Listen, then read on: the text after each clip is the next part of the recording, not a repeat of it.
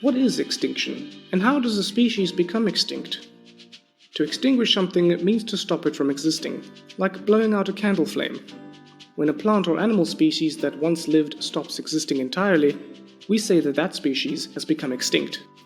Why do certain species of plants and animals sometimes become extinct? According to the theory of evolution, individuals of the same species show a range of variations. Some individuals have characteristics that are better suited to their environment, making them more likely to survive and reproduce, whilst others are less well adapted.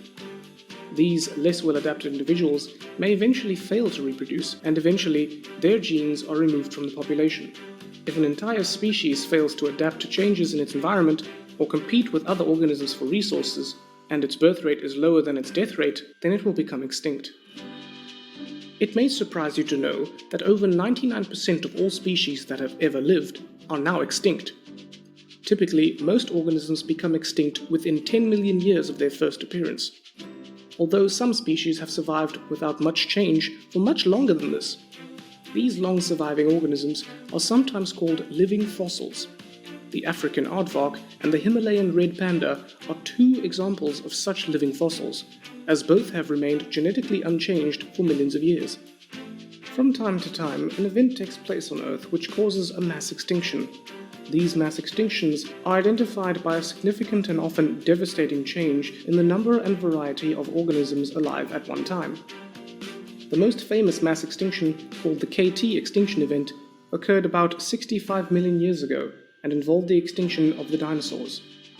The most devastating extinction event happened 251 million years ago and completely eradicated 96% of all known species. This was probably due to a comet or asteroid impact. Today, many species are becoming extinct at an alarming rate.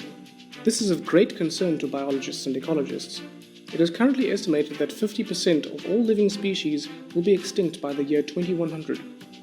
But what can we do to slow down or halt this spiral of extinction? Stopping habitat destruction is a key starting point, as well as becoming greener, lowering our carbon footprint, and using sustainable products. We may be able to affect this, and it's up to all of us to play our part.